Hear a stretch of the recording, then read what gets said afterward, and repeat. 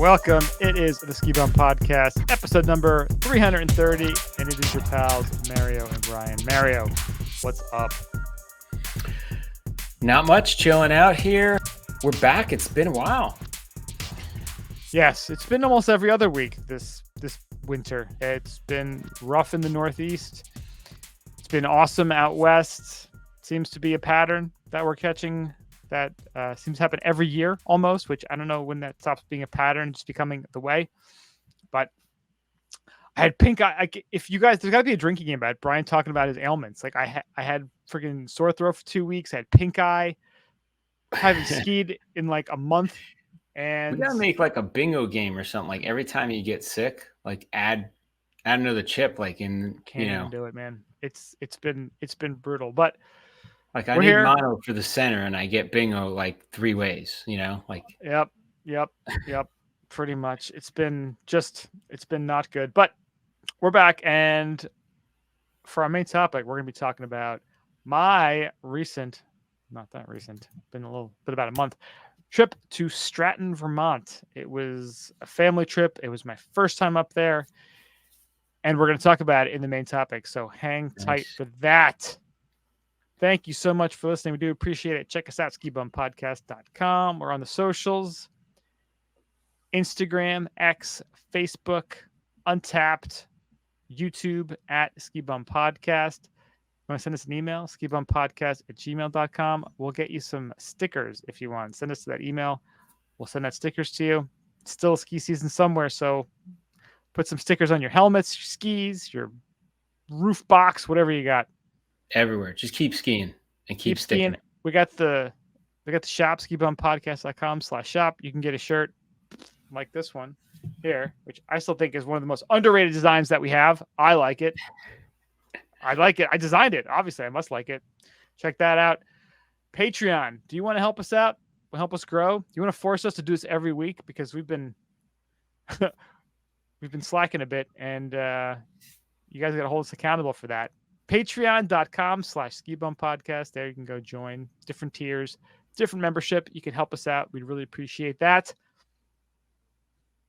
10,000. Are you getting ready for the spring? You looking to get ready for bathing suit season? You still want to work on your ski season, get jacked? Yeah. 10,000 is the place to go for some dope athletic clothing. Athlete-led design, test, iterate, repeat. Iron sharpens iron. Their whole motto is better than yesterday. And at the heart of 10,000 is the idea of pursuit in business, fitness, life, and skiing. We believe in moving forward with a quiet dedication to constant improvement and to becoming just a bit better than we were yesterday. So if you go to 10,000, it's 10,000.cc, using words, no numbers, 10,000.cc, use the code BSchneider15, 15% off. Boom. I'm wearing the interval pants right now. It feels like I'm wearing nothing at all. They're very comfortable. They're stylish. I'm a big fan. I love all their gear. It's been about a year since I've been rocking their stuff, and I've been really, really impressed. Hoping to get some more for this summer. Thank you, 10,000. I think you should have you as a model, like a ski spokesperson model. That's what I'm saying. They have all these I'd probably be like their senior circuit model, but I'll still take that. I'm jacked enough to pull it off. So still pulling it off. Yeah. I'll flip a tire. I'll flip a tire for a picture. Come on, let's go. Let's go, bro. Let's flip this up. Won't be the first tire or the last tire you flip over. That's what I'm saying. So thank you, 10,000. Mario, let's kick this off the way we always do. It's time for Après Today. For my Après Today. So this is going back to, and Brian and I had a conversation about this, and I did mention this, I think, the last few times. I had a about where I actually searched and I had stored a select set of beers for. Did you go on a quest? I went on a quest, a vision quest, and I got them. They're in the fridge, being stored. They're nice and cold. So the one I broke out today, a little bit special because I've been thinking about it. I've been seeing it in the fridge and been like, the can's really kind of cool. So I'm like, it's mocking me, saying hi, saying, what's up, man? Drink me. So this is probably available most places. It's not really regional. It's a Sweetwater Gummies Tropical IIPA. Ooh, So I don't know if you IIPA. an IIPA. So it is. So So this the is a Imperial is the extra I. Imperial IPA. And why is it Imperial, you ask? Usually it means it's more boozy, right? Yep. Well, this one comes in at a whopping 9.5%. Whoa. Let you So know this what's is up. a pretty.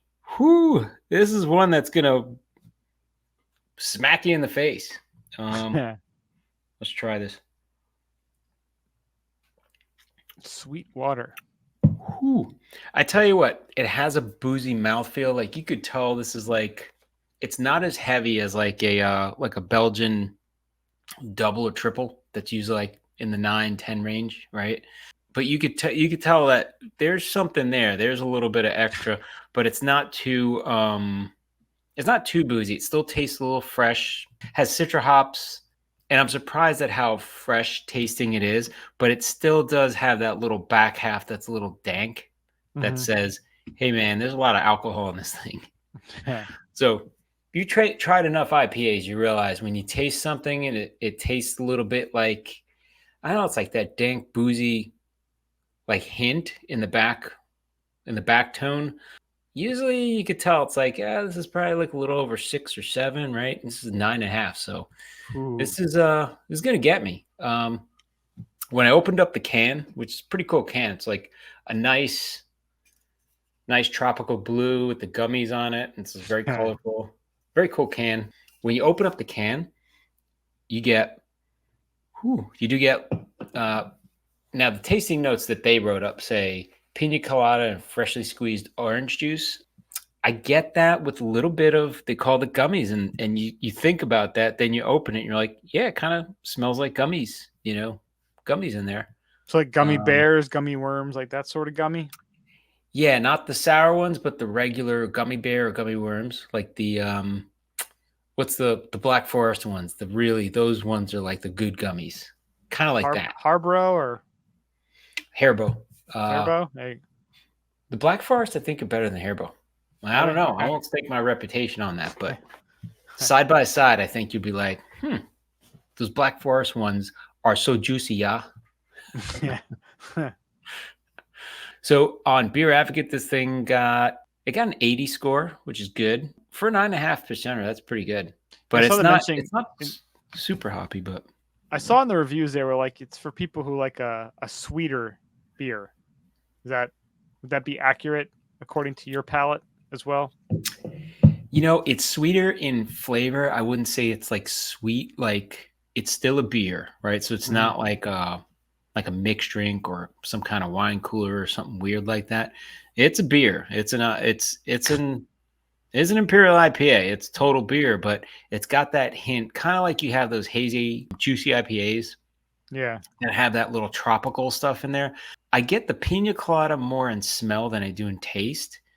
And freshly squeezed orange juice, I'm not really getting. I'm getting like orange hint, but more like a gummy orange. You know what I mean? Got fake orange. Like a fake orange, but good fruity orange. Because I think most of the gummies are like a citric acid kind of flavor. Yeah. It's like lemony, limey, orangey kind of flavor to it. And that's kind of what I get out of this. I think more so you think about gummies because the name is gummies, and it's Yeah. just more of a Imperial IPA with the citra hops and the fruity flavors. So great packaging, great name, and I got to say, all around, pretty good beer. I'd rate this in my 1 through 10 personal rating of what would I go and grab. I'd say this is probably like in my 7 category, like have once in a while when I'm in the mood Okay. for it. It doesn't get higher than that because it's not an everyday. My high ones are really every day or the special ones. This one's like, it's good. I don't drink a lot of Sweetwater. I mean, the 420 I've had, that totally smells like weed. But I think they do that on purpose. That's super hoppy. But Yeah. no, Are this they one's Florida pretty good. based? Sweetwater? I don't know where the hell they're based out of. Let's see. They are based out of Georgia. Georgia. Okay. Georgia, US, not Georgia The like country. Russia. Atlanta. We actually have some developers that started from Georgia, and we were actually telling somebody, and they're like, Georgia, yeah, I have family there. It's like, no, in that was former part of Soviet Union. It's Georgia, like the country. They're like, Wrong, Georgia. oh, very That different is, Georgia. oh, you mean the one Ray Charles sang about? Yes, the one in Russia. That by Russia. That was the one he was singing about. With the alternate Putin over there, The right? alternate Putin, yeah. Black Putin. Black Putin, BP. Black Putin. Yep. I'm liking it. Now the funny thing is, on the website, on the Sweetwater website, they actually give the profile of it, and they say available in 12-ounce can, which for a 9.5%er you would figure that's probably the Standard. max, right? Yeah. It also comes in the 19.2-ounce can, which is the one that I purchased. Oh, you got the big dog. So this is a 19.2. So that's probably about how many regular beers in there? Whoa. At least 3. Yeah. Right? So it's like it's probably about a 3 beer. 3, maybe Damn. 4 beer. This Almost a podcast 6 is pack in going a to get can. interesting. Yeah. That would be a great motto for a beer. Just a 6-pack in a can. Dude, you get one of these, you bring it on the train for your train ride, you're good. You get to work, you're feeling pretty good. Yeah. It's so funny, like Cat Williams was on Joe Rogan recently, and they were talking about menthol cigarettes. And Joe's like, why do black people like menthol cigarettes? And he's like, that's racist, and I can't believe we're talking about this. But he's like, and then he's like, well, he's like black people in general. He's like, we like things that are strong. You know, like we want like bang for our buck. And he's like, that's also why we like malt liquor. You know, like bang for your buck. Like that was, and I was like, okay, Yeah, that makes sense. Fine, cool. I get it. You don't want to just drink a beer. You want to get drunk. Yeah, That's what you exactly. I'm not here to have like a wine spritzer with dinner. Like I'm here to like not remember my life. Well, and that's a good point. Think about what people drink normally, like sparkling seltzer. Are you drinking that for the flavor? Are you drinking that because it's not too heavy, get you drunk? It's something to refresh you, right? Like, but at the end of the day, a little bit of pixie dust sprayed on you. You don't want to get like, right. You don't want to like jump into a mosh pit. You just want a little bit of pixie dust. Right. You're doing that. But it's funny, like I said before, like when you go to the airport, the standard should be the double. They should never ask you if you want a double. They should automatically give you double and ask you if you want a triple. Now, in the airports, especially, I've seen, and I have seen this at the beach because I live in a resort area, people will go up and they'll order beer with a shot. And there are specials. I've been to Tampa Airport and I think Newark Airport. Both of those I can confirm. You go to the airport bar, and they'll ask you, oh, you want a beer? Do you want a shot with that? And it's weird. It's kind of like a normal question to them. And I look at them like, is that like a normal thing people do? I asked somebody one day, I was like, you trying to bang me, bro? Like, what's going on here? Like, is that like the norm now? Like, am I missing something? They're like, it's an airport. This is what you do. You're going to get in your tube and you're going to sit in there and go. So everybody wants to get a little tuned up. It's like, do you want to keister a fireball shot? Like that's just standard protocol these days. Of course, bro. Just I was bend waiting over. for you to ask. Here's the fun. I got my own funnel. I brought it with me. Carry on. Got it. It's all mine. Boom. Hermetically sealed. This is mine. Welcome to Rochester. That's right. Before you know it, you're there. Yep. Yeah, so one of these, man, I tell you, get one of these in the airport and just nice. Drinking that paper bag like a gentleman. Oh yeah, you got to get that wino bag. Do it. Long Island Railroad, they set up a bar cart. Yeah. Right there when you're getting on, and they have the wino bags and everything. Like, yeah, go right ahead. Metro North does that too. Yeah. And it's funny because everybody knows, like, the rule is you're not allowed to drink on there, but Metro North sets up the bar at the terminal, at the platform, and they sell it to you and put it in a bag because they know you're getting on the train. Like, it's just funny as hell. It's like, yeah, you guys know you got a great captive market here, and you're getting around your own rule. Like, it's just funny. Good people don't follow stupid laws. Yeah, I'm a big believer in that. Like, again, I'll drink my après ski beer in the car while I'm driving. 'Cause So I got speaking time. of stupid I don't have time laws, to sit at the bar for 25 minutes. I got places to go. exactly, and that's why you're gonna have beer if it's 5.5%. Have a shot chaser. Why not? Not a Boilermaker, just a shot and a beer. Yeah, Why like not? a gentleman. So I did the quick calculation. So I took the alcohol percentage multiplied by regular beer, right? So 12 ounces by 5%, right? I just did a quick calculation, whatever. It's probably idiot math too. So This don't isn't hold real me to math. This is not real. And then I took the 9.5% by the 19.6 ounce, which I don't know how they came up with that. Well, 19.2 ounce beer. And I came up with a number, right? And then I divided the one number for regular beer by that. So if I were drinking a 5% beer, which is like a normal beer, Mhm. this one beer is actually alcohol percentage wise over a 6-pack. Over My a dog is having a 6-pack. bad dream. Oh boy! It's like just a little hint over 6-pack. So it's 6 beers I'm drinking. Look at you. You're a Isn't man that of messed up? you're a man of science. You're doing. There's no little snifter. You know how they give you like the tulip glass or whatever? No, fuck that. They give you the big tall boy. They're like, you can get your helmet with your 2 straws and the 2 cans in there if you want. Who needs malt liquor? Look at that. They put right on there 9.5% 9.5. Yeah, in a giant thing, that's a big can. prominently displayed. That is a big can. Well, Just saying.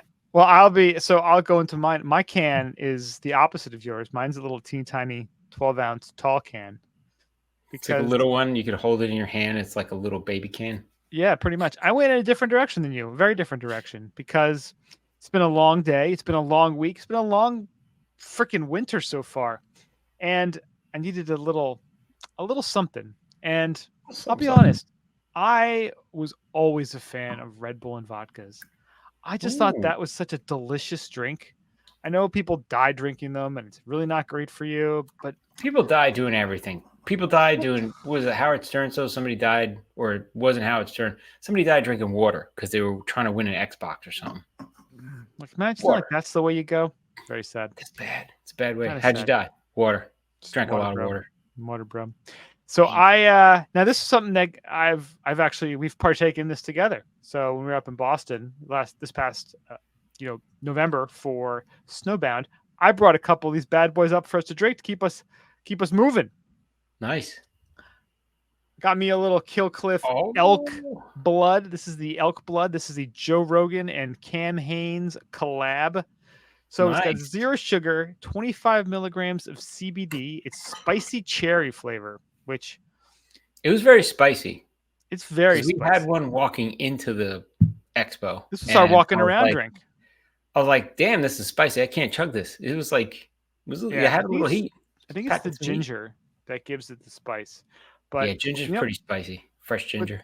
these ingredients are actually pretty clean, and that's what their thing is. I mean, they're veteran owned, which is great. 0 sugar, good taste, and they don't have a lot of crap ingredients, which I'm a big fan of. So I got this. Now, here's where I've made it my upright today, is that I'm playing the what goes best with the elk blood, which mixer goes best. So Nice. Oh, you're I mixing. have I have my Kirkland tequila anejo. Huh, that might be interesting. That might be good. I have my Kirkland American vodka. That's easily going to be a home run. I mean, 'Cause that's it's the vodka. default. That's the default. Vodka's And kind of good. It doesn't really fuck things up. Doesn't change the flavor. The añejo's got a little. my non-Costco High West double rye. That's a wild card. So we got the rye, we got the tequila, and we got the vodka. Which is So the it's kind of mixture like you're of choice. mixing in your shot with it. I like that. Yes. Boom. And I gotta tell you, I started with the tequila. Now, I love tequila. I know you're not a fan. I'm a fan of good tequila, not like dog shit ones. Yeah. And if you mix it, I could do tequila. It just depends. I can't do shit tequila. I had to drink it. I had to drink it watching the State of the Union last night. I had some. I just had to. You were watching, so I think my tequila crossed the border illegally. So- That's why I had to drink it. So now the freaking Hard Rock down here in Florida, like they legalized betting. So I got this app. I could bet on anything. Like I literally went on to see, is there an over under on Joe falling? Because I got to say that probably wouldn't have been a bad bet. Or like, could you bet on like how many times there was like a standing ovation? Because there's like every like 4 minutes. It's like they don't get political. They keep it to down. sports, which I get, I respect, but it should be everything. It should be City Union, how many applauds, how many boos, Dude, somebody walk out. Like, dude, there are so many. If you go online and look up like sports betting horror stories, like there are so many nightmare stories about people just getting so involved and losing it's horrible, so much money. And again, like it used to be like such a look at Pete Rose. He got banned for life from baseball, from the Hall of Fame, for betting on his team. And now my wife actually calls me Pete Rose. I was like, oh, look at Pete Rose over there going. I'm like, what? I'm betting on shit. Like I'm betting. I got like a parlay. I parlay fucking everything. You do like parlay all day. Bet.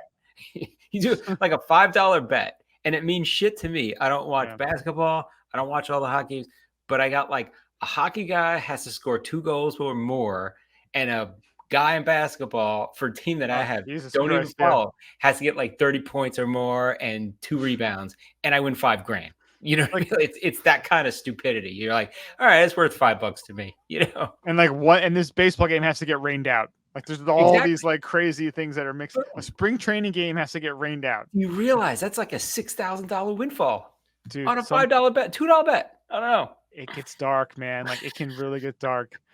But yeah, it's just they make it so easy because they're like, yeah, $300. Your first bet's on us. Right. Wow. And you're not going to balk at like a $2 or a $5 bet. You're like, okay, it's, let's chuck it out there. It makes it interesting. Yeah. And you got a very low percentage of winning. And it used to be such a big thing. Like, no, you can't have betting. It's like, it's so illegal. And now like all the teams, it's like, hey, we're the official sports book of the New York Knicks.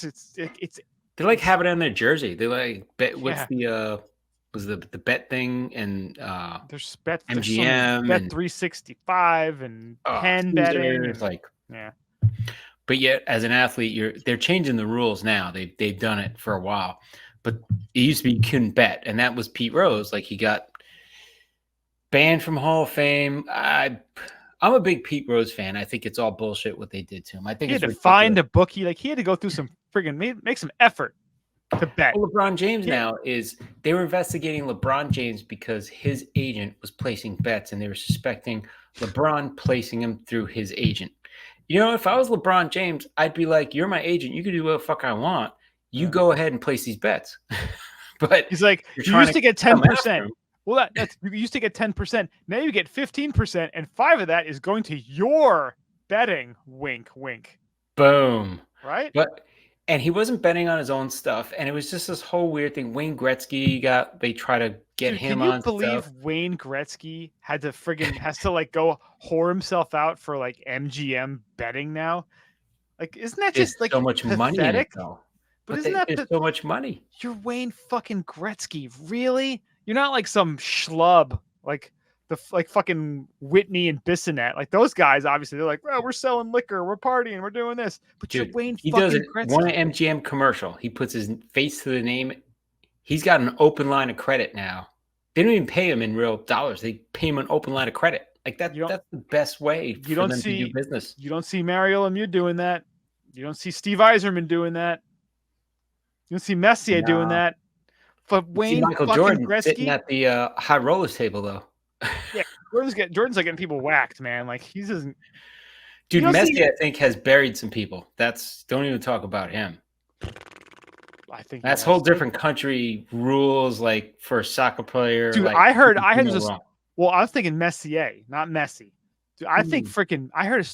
I don't know where I heard the story. Probably made it up, but I heard Messier once beat a guy to a death with the Stanley Cup. Like back in like 1986 in Edmonton. Mark Messier? I think he had a temper. He looks like he's a temper guy. Just friggin' beat the shit out of someone. Like guy had a Calgary Flames jersey on, just beat the shit out of him at a bar after they won the cup. I can see that. Crazy hockey player. Who do you think is the craziest? Alive now or maybe dead? Yeah, alive or dead. Probert? Probert was pretty crazy, but he was actually like you watch the documentary about him. And he's was like a great family guy, but had all kinds of demons. Like On the ice, he was crazy. Maybe he had some demons. a lot of That demons. was Aaron Hernandez. That was pretty freaking crazy. That dude was crazy. He had all the demons. Ray Lewis, I love the guy. Fucking crazy. Legit crazy, but top guys I might hang out with for a night as long as I don't get shot. Ray Lewis is the guy like you wish he was on your team, like back in the day, because he was just the intensity that guy brought. God damn. Oh yeah. The dance, like the freaking like crazy fucking dance you do, you're like, woo, like we're gonna go kill some motherfuckers tonight. Dude, if you want to send a mission to Mars in the next year, you have Ray Lewis be the motivator for that project. That shit's going. Ray Lewis, Elon Musk, synergy. Oh, can you imagine an Elon Musk, Ray Lewis baby? Oh my God. I don't know who's carrying it, but there's a bunch of genetics going in there. Baltimore SpaceX. A crazy, like, just wound up, smart ass human being. That'd be crazy. Yeah. Anyway, we digress. Intensity. Yes.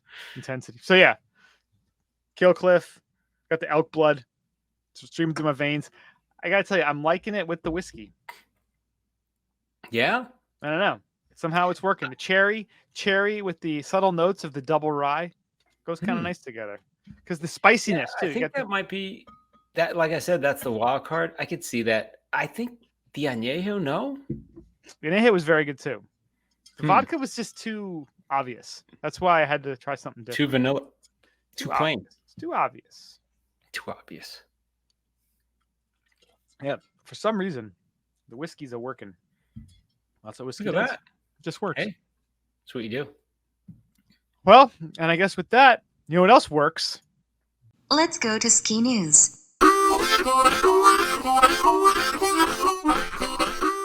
Indy Pass just works.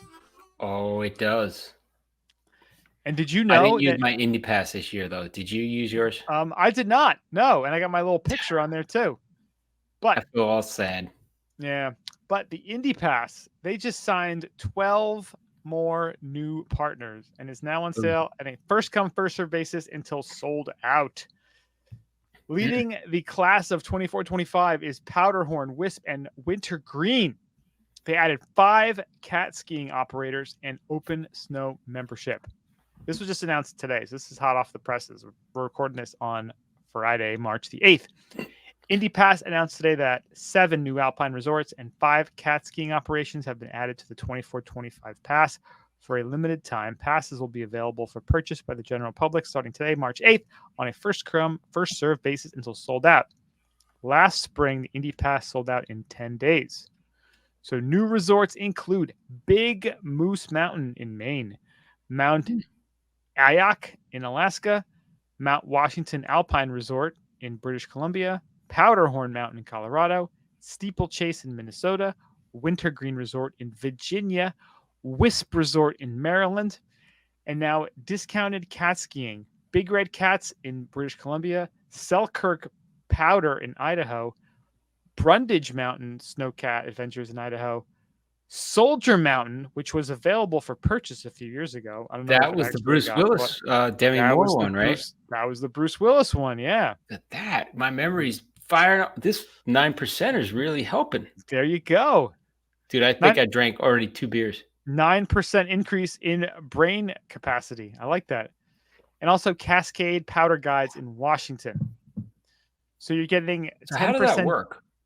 Well, it says you're getting a 10% discount when you book day seats or package visits with the Indy Pass. All right.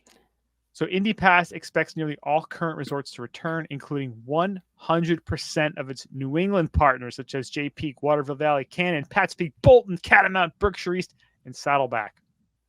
Nice. So they're still working. They're still working a way to get more on the pass for this season, which is really cool. So prices. I really want to go back to Waterville Valley. Waterville was fun, yeah. That was a good spot. So here we go. Indy Pass base, $349 for adult, $199 for kids 12 and under. Indy Plus pass, which means no blackouts, is $469 for adult, $259 kids. Indy add-on base, $269 adult, $149 kids. That's if you have a season pass at another mountain. So I guess if you had a season pass at one of the mountains that's part of Indy, you could tack this on so you can get other resorts. Nice. I'm pretty sure that's how that works. They have the Indy add-on plus, which is $469. So basically, with the Indy Plus, there's no discount, but if you get the base, there's an $80 discount. Check that math. That's correct. They also have the cross country pass, which is $99 for adults, $49 for kids. That's not bad for cross country all year. It's really good. Yeah. $100. Throw that in. Go cross country. So here we go. Here's the description then of the add-on. So season pass holders at any Indy partner resort will again receive 25% off all pass products by purchasing the Indy add-on pass. The Indy add-on aims to support season pass sales for all of Indy resort partners while providing a unique opportunity to sample other independent resorts. So this is 25% off. The plus doesn't have any discount according to this, but this could be erroneous. It's still early. We don't know. So in addition to that, pass holders may request a refund for an unused pass before December 1st. So look at that. So maybe we can get a discount on ours then, or a refund. So we got a pass free from Indy. Well, I paid for mine. I actually bought mine because I had FOMO. And they were like, we're going to sell out. So I ended up buying one. Bro. Yeah. Damn. Yeah. We know Doug. We know the people at Indy. I freaked out. I had FOMO. I had big time FOMO. You don't want to miss out. No FOMO. I know. Yeah. No FOMO. No FOMO. No FOMO. Also, open trial membership. So 24-25 pass holders will receive a free trial to Open Snow. All access, your trusted source for the most accurate weather forecast, snow report, high-res weather maps, and ski conditions information. So a lot of good stuff in the Indy Pass world. They just keep delivering, man. Friggin' Doug Fish and Eric Morganson, who is the Indy Pass director, they keep bringing it. They really have a great product. They keep tweaking things, and whatever they're doing, it's just making a better product. So awesome job. I'm actually thinking now that the wheels are turning, and they'll turn all summer while I'm on the beach, while I'm drinking, while I'm thinking about ski season, which is basically when ski season ends or my last ski trip ended. I'm thinking about next ski season, right? So I'm actually looking at this saying, it might be worthwhile. What if I plan my big trips like I do? I do like 1, maybe 2 big trips of downhill skiing every year. What if I embrace cross country? Right? $99, cross country anywhere, travel around, get the camper going. Boom. There you go. My father-in-law, who owns a ski cabin in Norway, and didn't have you been to it yet? I have not. My wife went last summer, which means nothing to me. If you haven't been, it doesn't exist. That's what I keep telling my wife. If I haven't been to a place, London did not exist until a month ago. And then I was like, oh yeah, there's all the shit that I've seen. Okay, it exists now. I'm not really sure how that works, but yeah, it exists. I have not been there, but he was here a couple weeks ago, and he was showing all of the videos and nice. Look at all the fun we had while you weren't here, Brian. Look at this. Remember when I lived in the States and I had a crappy condo and didn't have any sort of ski places, and you were at that place, right?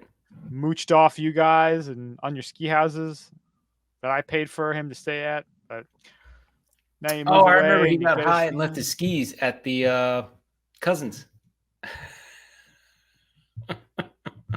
I remember that. He once got so high he actually lost his skis altogether. Yeah. It happens. It happens. It's happened to the best of us. Yeah, but yeah. If we lived in a better world, the skis would have been there the next day. Just saying. It's funny though. He was trashing his future son-in-law for his etiquette using their ski house. They just use it like it's theirs, and they don't contribute or He has help a with the future wood. son-in-law? I didn't know that. Stepson-in-law. Stepson. I guess his stepson-in-law. his stepdaughter is getting married. What does that mean? Once removed? Future stepson. So future, they're not married yet. Stepson-in-law. So it's his wife's daughter from another marriage. Right. Okay. She's getting married. Does that make sense? But it's his wife's daughter. His wife's daughter. From another marriage. Yes. She's getting married. Future stepson-in-law. And the future stepson-in-law is using his shit without the stepdaughter? Well, they'll go up there and like act like it's their place. Now they both again, it's Norway, so everyone's got an electric car. Like he'll like unplug my father-in-law's car to plug his car in. And my father-in-law like just turned 75. He just had like cancer surgery and open heart surgery. Oh, man. And he won't even shovel snow. Like he's making my father-in-law shovel his fucking car. God damn it. So I of course make the fucking smart ass comment. I'm like, hey man, if you lived anywhere near where I could come to your ski house, I would have barbecue and whiskey for you every weekend I came up. And everything would be shoveled. There'd be no... Because I'm a goddamn man. I'm not a little bitch. So I'm laughing because there's gasoline.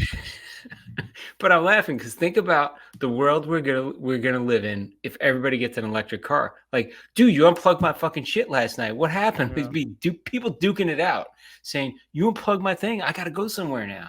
This guy apparently didn't even bring boots up. He had a pair of sneakers. He didn't even bring boots, and he was going. It's like, I'll just use my future father-in-law's boots. Yeah. Can you imagine that though? Like, could you imagine the friggin' gall doing that? The ball sack on that guy. What are you balls talking about? on this fucking kid. Balls. Look at this fucking guy. The goods. He fucking does that in Jersey. This fucking guy. Fucking Pine Barrens. You're not fucking seeing him no more. So while you tell me the story, did you cut him? Did you cut him? Can you get to the part where you cut him? No, I didn't cut him. What? Yeah. It's like, I'm not you gonna see get him voted out of your Italian gentleman's club. You're not gonna see him no more. What do they call him? You had one right across the street when you lived in Hoboken. It is a social club. The Italian social club. Yeah. You will get kicked out of your local Italian social club if that ever happens again. Yep. Wow. Yeah. Bad news, man. Ball sack on that guy. Jeez. Yep. And is he from Norway? Oh yeah. What are you gonna do? What are you gonna do? That's how you roll. But you know what you're gonna do is you are gonna will to that little shit some DPS skis. Yeah, right. Because just came out in Snowbrains, DPS goes beyond product warranty by offering inheritance, will, and testament, emphasizing enduring nature of DPS skis. So DPS is so confident their skis provide a legacy, they now come with a legally binding will and testament, so you can pass them on to your heirs. Phenomenal. The Live for It, the DPS Will and Testament campaign, position DPS skis not just as a piece of supporting equipment, but a bequest to be passed down to the next generation. Now, I want it to be documented forever, historically archived and memorialized right here on this podcast that my DPS skis I will bequest to Brian. So if there's ever any legal battle with my estate, Brian's getting those DPS skis. This is a legally binding podcast right now, just so we're all on the same page here. Legally binding podcast. Can we get a witness? We get all the witnesses. That's right. Hey, so the Will and Testament campaign signifies a strategic shift for DPS, highlighting the exceptional engineering, craftsmanship, and aerospace-grade carbon fiber that makes DPS built to last. The message is clear that these skis are not just an investment for the season, but an heirloom to be cherished for generations. How awesome would that be?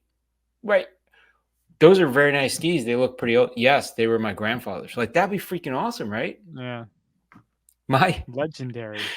It would be like what was oh shit, Pulp Fiction, where this The watch, watch.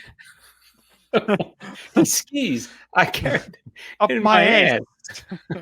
ass through Korea. He'd be damned. If you let some Oh, snowboarder God. get these skis. I had to walk like a penguin for 2 months carrying these skis up my ass. Awesome. Yeah. Well, we digress.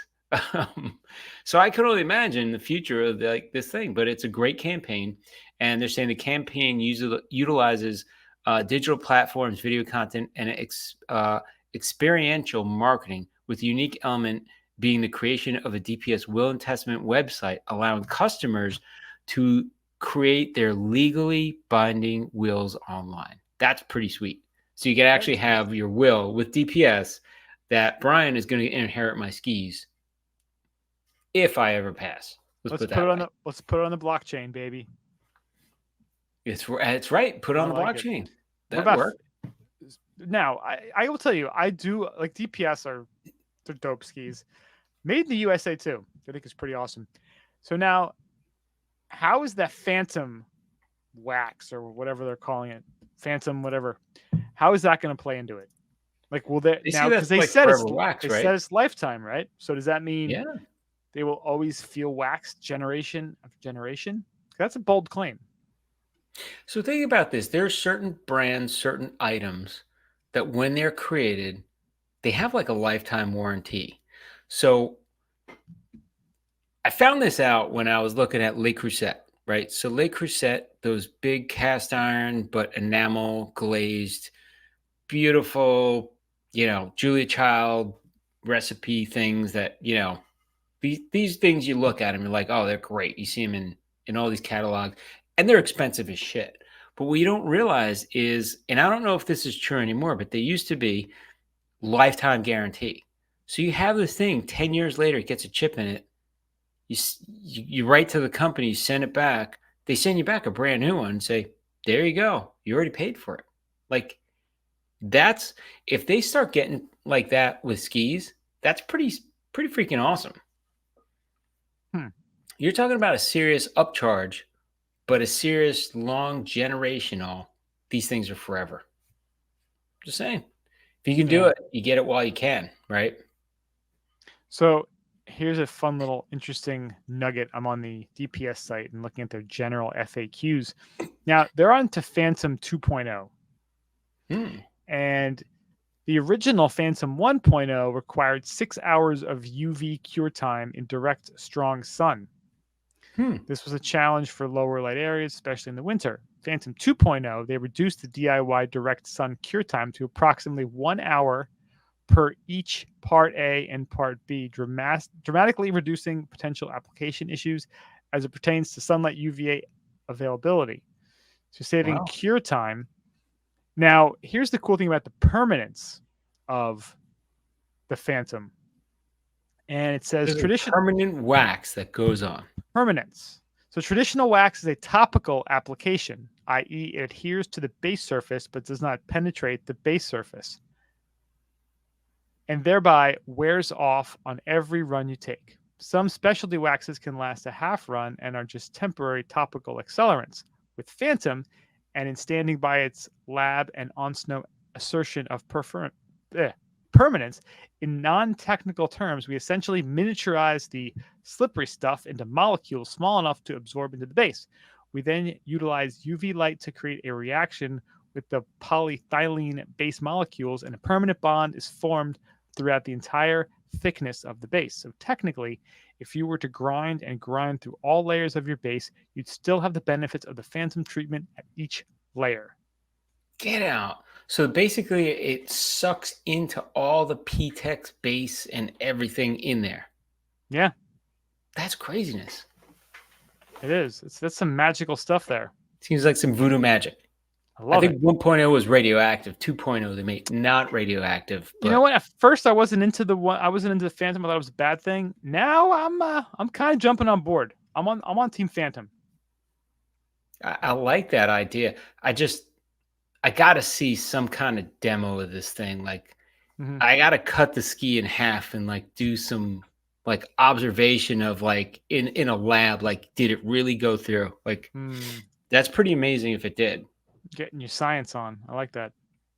Yeah. So what if you coat your body with that and then you UV yourself? Does that mean you're gonna be slippery forever? Be I like a believe slippery dude? I believe it does not fall under their warranty claims, but there are Okay, some but would it make you FAQs. slippery? Like if you want to slip in through places, you're like, yeah, nobody can ever grab me. Like if you're a receiver in the NFL, you coat your whole body with this thing, nobody can get you. Oh, We just boom, everybody slides off. I think he's got illegal wax on him, bro. illegal A wax. phantom. He's the phantom. Or he just like slides in Love the it. field, like Teflon. It's like Yeah. no friction, just slides. You could be a Marvel superhero with that. Pretty much. Superhero. That's your superhero. Your superhero power is I'm slippery, Just like Teflon Man. dude. Frozone all over. Frozone. Yeah. That's Frozone. Frozone slides. What else can you use this magic phantom stuff on? Hey, I'm just saying, you get a magic willy that needs no lube ever, Ever. ever. Love it. Well, I'm looking forward to your skis if that day should ever come. Just everybody wins. Everybody wins. Everybody wins. Well, now we're going to the Put that on bummer somebody's news. tires as a joke. Will they just keep sliding perpetually? Just put on their brakes. The brakes never dang. actually clamp. Nobody cut the brakes. That's a murder mystery thing. Nobody cut the Mm. brakes. They just put Phantom on the tires. DPS. Boom. DPS is Problem guilty. solved. That's right. Case solved. DPS Your is Honor. guilty. Your Honor, we found this Phantom in the glove box. Well, on to some less fun news. A Denver man killed in Vail ski accident. Cause of death unknown. Gabriel Klein, 35-year-old Denver man, died in a ski accident on an intermediate trail at Vail Ski Resort on Saturday, March 2nd, according to an email statement to the Denver Post from Vail Mountain. Emergency crews transported Klein to the Vail Health Hospital emergency room after Vail Ski Patrol responded to the incident, according to the statement. Vail Mountain, Vail Ski Patrol, and the entire Vail Resorts family extend our deepest sympathy and support to our guest's family and friends. He was identified by the Eagle County Coroner's Office, but his cause of death has not yet been determined. I wonder, Wow. the initial thought is hitting a tree, right?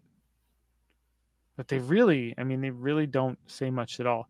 Now, one thing that always, they always say is that the most deaths inbound at ski resorts happen on intermediate trails. Really? Yeah, I think it's because, probably because it's a lot of people are on those trails, and you get a mix of folks who maybe don't belong there, who aren't good enough, but They are say trying it ski out. accident, but they don't say what they found, right? Like, Yeah. did they find him near an object? Did they just find him fallen? Was he perhaps eaten by a bear or a polar bear? I don't know. Yeah. They don't say, right? Yeah, it's I don't know if weird is the right word. It's always awful when someone obviously dies in any sort of accident like this. But they're very, I don't know if they're purposely being a little bit Probably. They're probably secretive doing an about it. investigation and seeing if somebody comes forward with information. And how do you know that? Did you witness anything? Like, Yeah. I don't know. Yeah. Trying to get people to talk. We are talking, aren't we? Or else it could be just chupacabra. Asking questions. Or it could be, those wolves that they reintroduced. Wolves? Moose? They reintroduced a bunch of wolves.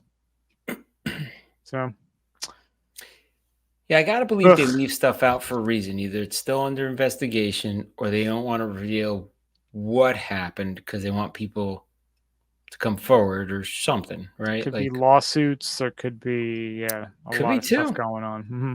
Somebody crashed into something. They got to do the lawsuits, and there's probably a court case going about why it was marked, why it wasn't marked, like whatever. There Yeah. could be something, right? Mm-hmm. Yeah. Whew. Yeah. Bad Interesting. news. So very, very sad, very unfortunate. All right, with that unfortunate news, we're going to move on to something a little bit more interesting and nicer, not as sad, I guess. So, Epic Pass prices increase, and the early bird is on sale. So, for the 24-25 season, they're saying it's going to be an 8% increase for more access to Vail, Beaver Creek, Breckenridge, Keystone, and Crested Butte. I got to say, Crested Butte is coming up more and more. It's a really like hard place to get to. Our buddy Nick went there again this year, which I was like, whoa, Crested Butte. I don't know. I guess there's a lot of people that go there that it's not a well talked about. So it's interesting. So Well, saying yeah, Vail Resort. I mean, you look right now, like there was all these stories on that came out today that there was like I-70 in Colorado was closed in both directions due to an accident. And like everyone, it's getting to be kind of nightmarish. There's so many nightmarish stories. I think there's like an I-70 horror stories Instagram handle. Like there's just so much Is there? traffic. Yeah, there's just so much traffic going out there on the weekends. So people are trying to find a better way to get some less crowded access. And that seems to be one of the spots, 4-hour drive. If you can go out there for a long week, make it for 3-4 days, it's definitely worth it. So. It's a nice, quaint place. Like they said, that place just exploded with COVID and everybody skiing again. And it's just like, wow, like it was kind of a hidden gem until COVID hit, and then it got on the map very quickly, and nothing slowed down.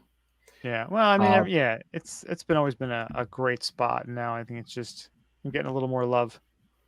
Yeah, it's pretty cool. So they're saying with this story, Vail Resorts made the first move on Tuesday in the battle with rival Altura Mountain Company for the next season pass business, announcing 8% increases, putting its 24-25 Epic Passes on sale. So for next season, the Epic Pass is priced at $982, which is an increase of $73 over last year's early bird price. The Epic Local Pass costs $731, which is an increase of $55 over last year. So Vail typically announces its prices before Altura reveals how it will price its Icon passes, and that's the case again this year. They said last year Altura announced its prices 2 days after Vail. The cost of an Icon pass then was $1,159, which was $250 more than the equivalent Epic Pass. So cost of the Icon Pass a year ago is $829, which is $153 more than the comparable Epic Local Pass. So a lot of numbers, a lot of stuff to look at. You got to choose for yourself. A lot of it is based on where you think you're going to ski, I think, in my mind. Because right now, what are you going to do? That's the price of skiing. I mean, if you go to the window, it's going to cost you $200, maybe $300 a day, which is just absolutely ridiculous. I think they're going to kill. Yeah, I think they're going to kill the newcomers going, but that's just my feeling. I don't know. I'm an idiot, so nobody listens to me. Don't you say that? No, you're spot on. I mean, it's and you look at all the places that are getting, you see all the crazy lift lines. It's all the the resorts that are on one of these passes, because if you're going to go 4, 5, 6 days, you're already getting your money's worth by buying the pass, and then you have access to way more skiing than you would if you had just bought. We're going up and buying, like you said, lift tickets daily all the time. So it's we're in a conundrum as an industry right now, and there really is. There's no like silver bullet getting out of this. Like, do you even like a 5-day pass? Because they usually give a little bit of a discount. What is that going for these days? I mean, it might be resort. You mean like resort specific ones, or the ones that Epic has? I think they have ones that you can do. Oh, they have partial Epics you can do? I think, yeah, there's like Epic Local, and then there's, I think you can do it like a 5-day one. Okay. What's a part of an I epic? think Is it a YOLO? part of an Epic, yeah. Not a full epic. Like it's not an epic Semi-epic. year, but it's a YOLO moment, like Yes, semi-epic. that's the day passes or like the YOLOs. Fucking awesome. Like what is it, right? Like Gnarly, the gnarly so if pass. we were gonna go next week, let's say we're going Monday and we're going for 5 days as an adult at Vail. This is epic. So they're pricing So you out probably just need epic. to buy like a 5-day pass there, which you probably get a pretty decent, like a decent-ish discount. So they're saying for a 5-day ticket, $1,375. Holy shit! So you're That's better a off just buying the pass. shit ton of money. 6-day ticket, $1,650. So yeah, no brainer buying an Epic Wow. Pass. Holy crap. Epic Pass is a lot cheaper than just a 5-day lift ticket. Which is again why you're Damn. seeing these big number of sales of the passes. Because again, you go 5 days, you get your money's worth. Wow. It's just wow, right? And then you look at a single place season pass, and I almost wonder if it's comparable. Yeah. But Vail, they probably don't sell a season ticket to anymore. You got to buy the Epic because that's their pass. Right. It's just a whole change in the industry. It's mind-boggling, right? And it's not been for the best at this point. At least for skiers, it hasn't been. Yeah. But we've gone on rants about that, and we'll probably do it again this summer. So, well, the moral of the story is, if you think you're going to ski next year, buy your stuff now, right? mm-hmm. Now's when you get the discounts. Yep, time to get it. So we got one more story that I didn't have in the outline, but I just sent over to you. I don't know if you got to watch this video. So Lake Louise Ski Resort responds to brutal mid-air ski lift collision. So there's this crazy video that's been going around, and it's a 17-year-old skier who was left mostly uninjured following the crash.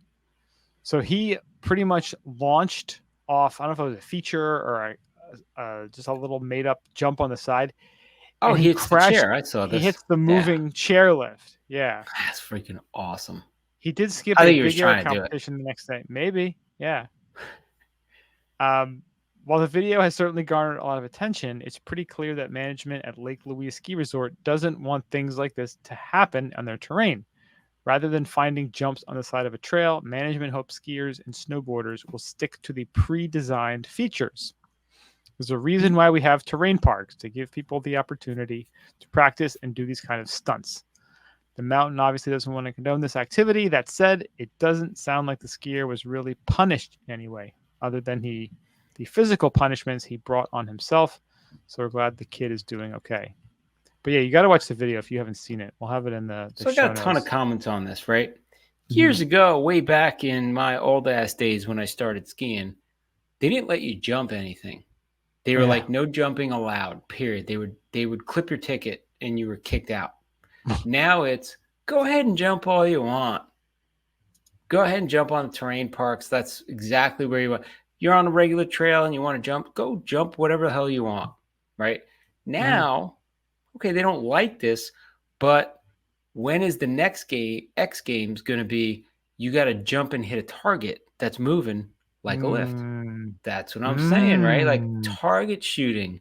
Like I could see this being Olympic sport almost. Target ski jumping. Yeah.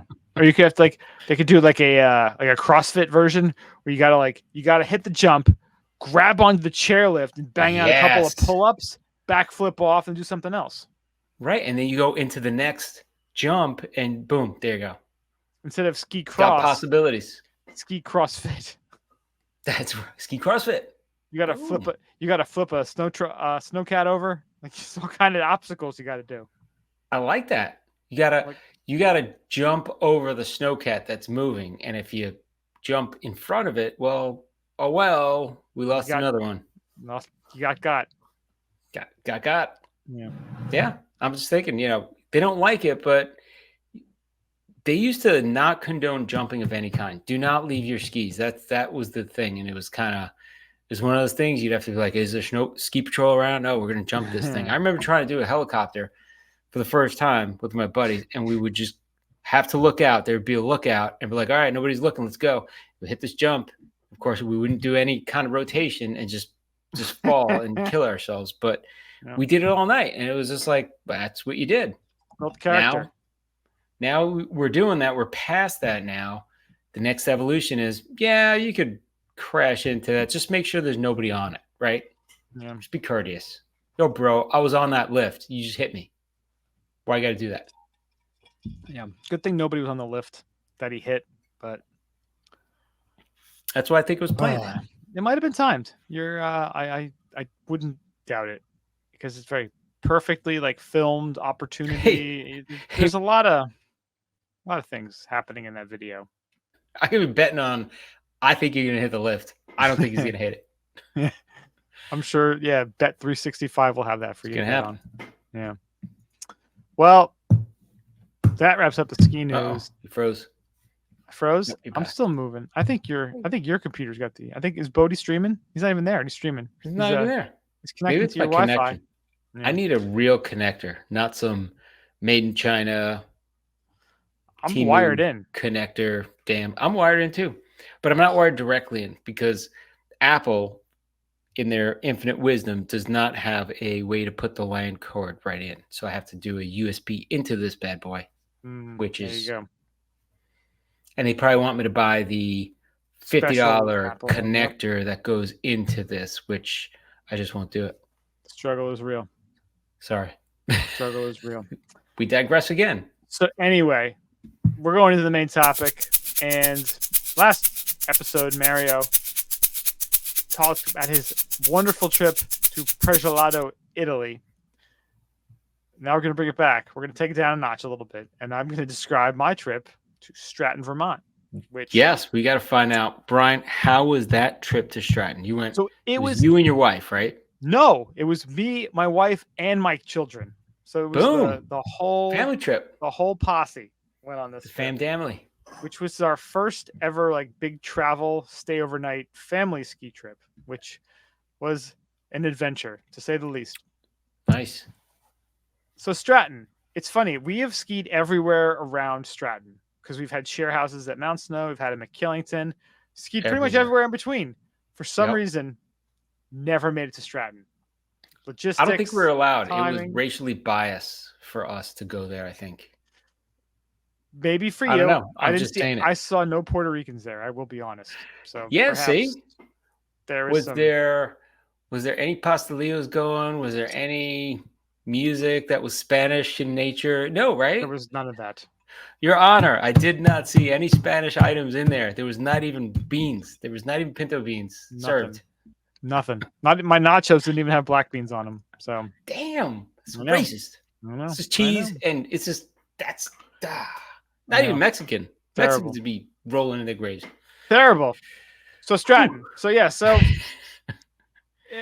All right. So getting up there, I will tell you, it was an adventure because when you have kids and you're traveling, nothing is ever easy. You can never leave on time.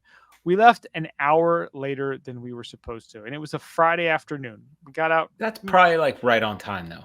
Relatively early, but here's the thing: everything has to be planned and scheduled out.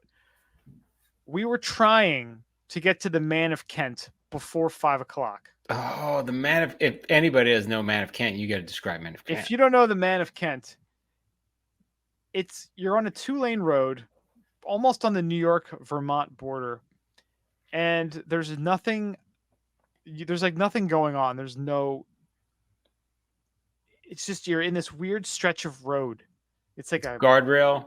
It's guardrails. You're going down, and all of a sudden there's this restaurant that's just there on the side, and we mocked it for years.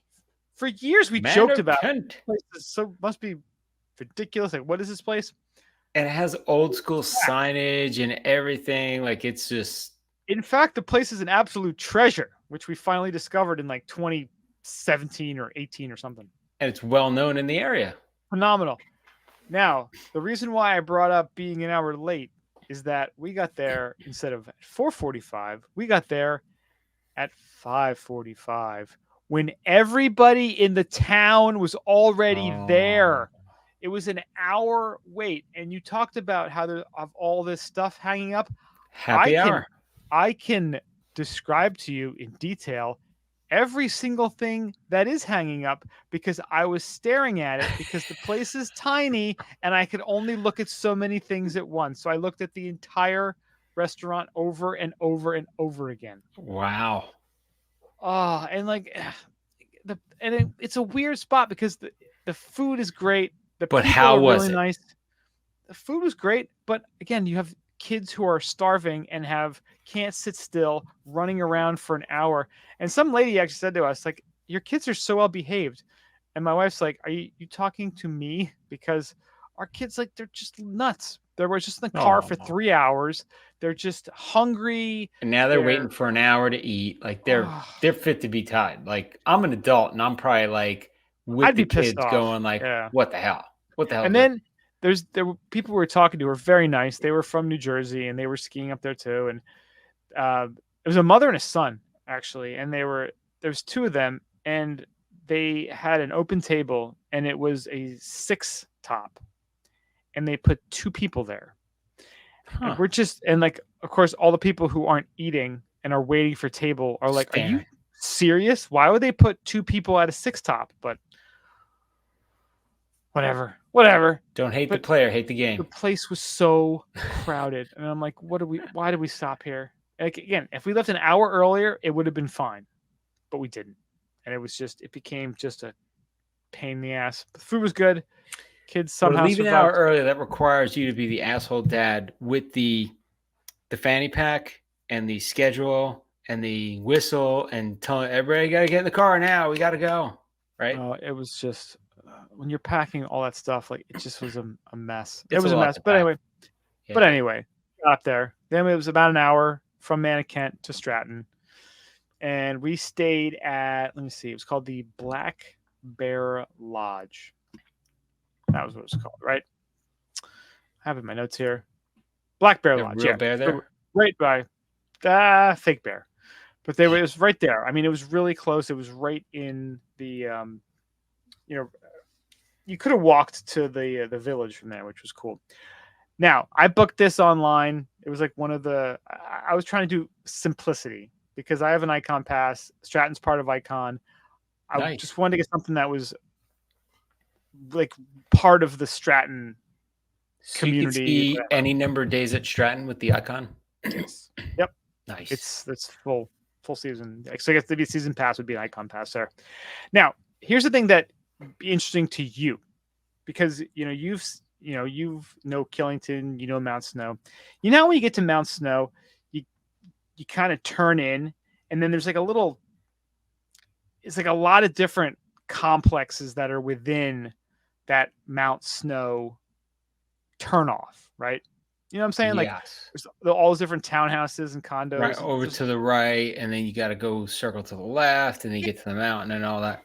So Stratton, you always hit the 7-Eleven, which was magical. Well, 7-Eleven isn't actually part of. Well, just like the Mount, like the Mount Snow proper. Yeah.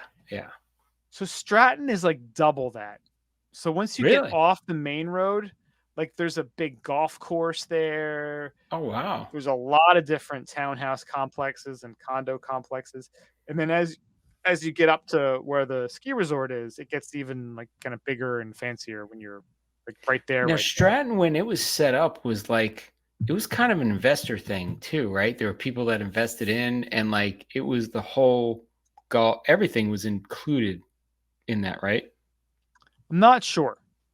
Perhaps. Okay. Now, interesting fact: the first ever like snowboard race was at Stratton. No, so there's like a real history there, and they have like a day for Jake, which is happening. Burton was close there, right? That's yeah. Burton so that was the starter of that, right? Yeah. So they have like a day for Jake coming up in a few weeks there, which is pretty cool. So We got to our hotel, and now again, this is only it's only a 3-level hotel. So you come in, and there's an upper level, and then there's like a lower level where the rooms are. Not the biggest deal, but there was no elevator. So you only got to Walk go up. up one floor, but when you have bags for 4 people, ski boots for 4 people, skis for 4 people, that extra flight like of walking, like it just sucks like 4x. So you pack muled everything up? Yeah, of course I did. Ah, But see, dads that's do. where.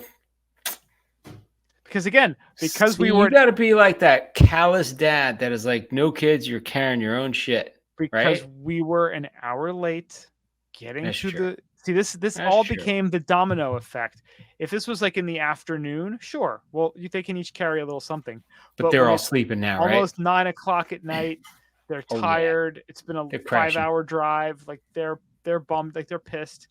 It's Yeah. just it's all you can do. It's all you can goddamn do.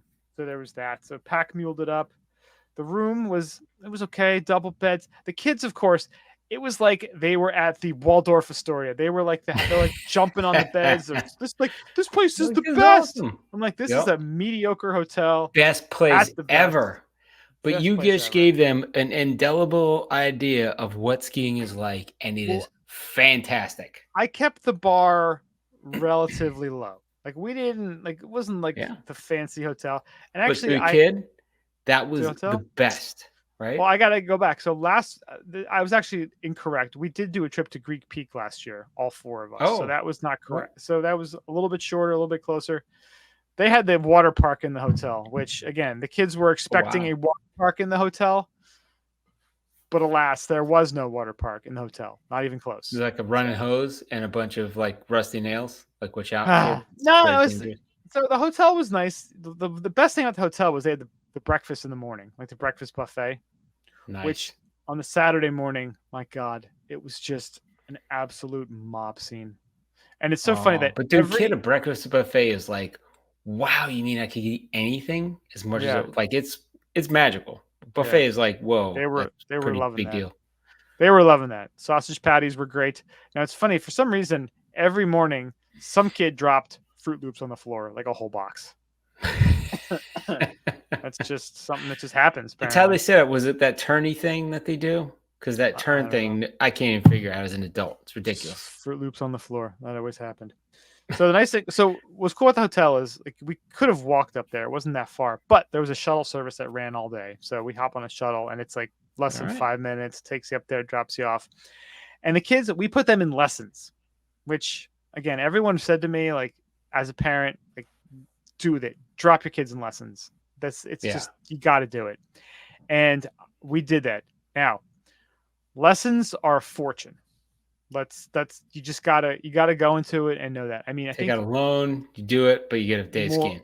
I just stop at several rest areas on the way up to make some money to afford goddamn lessons for these kids. Yeah, you gotta work this off, kids. Dude, I think it was $230 for a half day for each of them, and we did it for 2 days. Wow. Yeah. That's kicking the chop right there. Yeah, it sure is. It sure is. So see, that's what I was saying with the Club Med European skiing thing. That's not a bad deal. Just saying. That said, Stratton does a phenomenal job with the kids programs. They have all different levels, all different age groups. So Leah, she's only 3, so they had a 3 and 4 year old group, and they had, I think it was a maximum 4 kids per instructor. Cool. So they have a little magic carpet. Like they had, I think, at least 3 magic carpets, maybe 4. So they had all different sections they had based on what level they were at. So that was good. So they were able to go into their different areas. Me and Andrea, we were able to like just bolt as soon as we dropped the kids off. It was nice and early, like 8:45 or 9 o'clock. Dumped these kids off. Now, like, bye, kids. Here's another interesting thing. So actually, I went to the one of the information guys because I did no research about where to ski when we got there. I just asked one of the guys. I'm like, hey, it's our first time here. Just drop the kids off. Like, what do you recommend we go and ski? And he's like, go take the American Express lift and shoot over to the Ursa Express, and there's all kinds of great stuff up there you can try out. So dude looks at you is like, you just dropped the kids off. I recommend you go back to the hotel, Yeah, seriously. spend about another 2 hours back in the room, Enjoy and then yourself. come out and go to the bar. Yeah, right. Yeah, pretty much.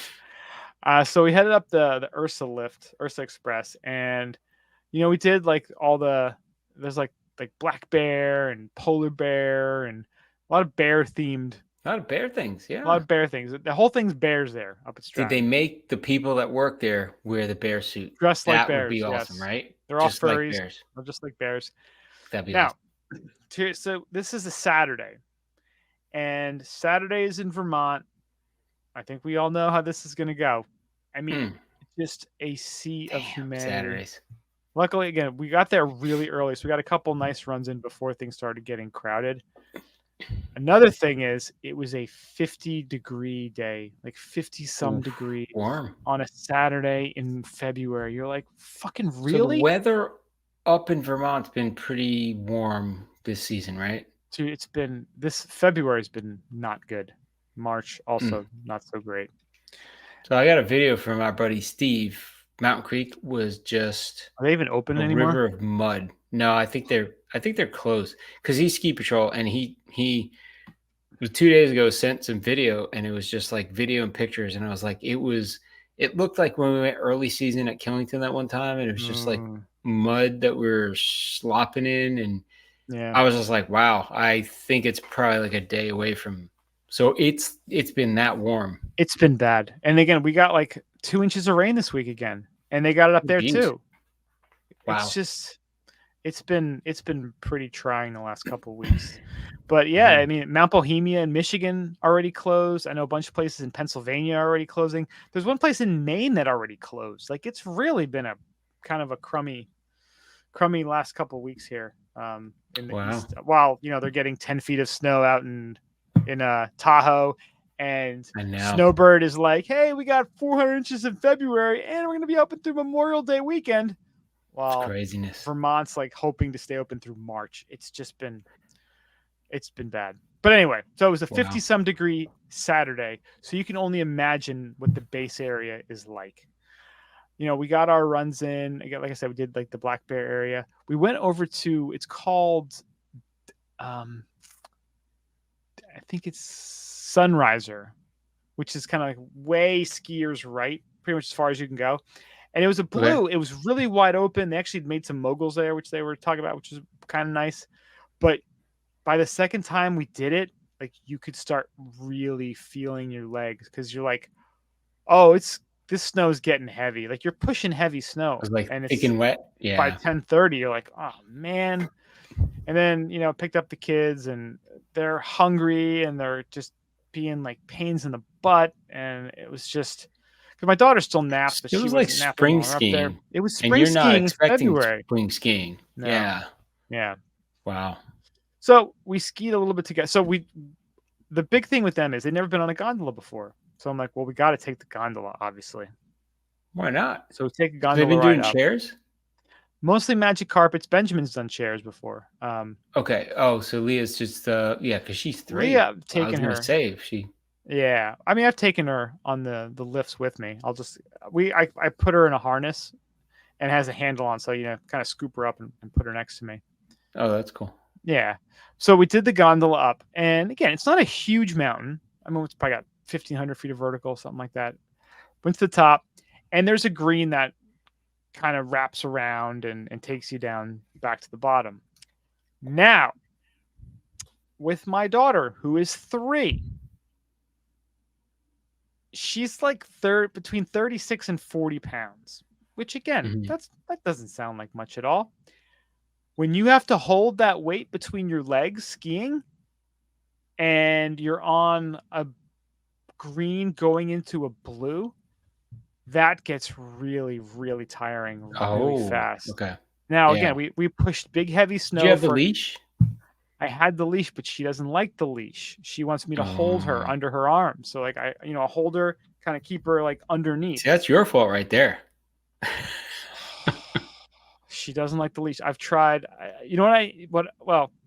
So I had to hold her the whole way down, and my legs are burning. Because again, I'm pushing big, heavy snow. Spare the leash, spoil the dad. That's what I'm saying.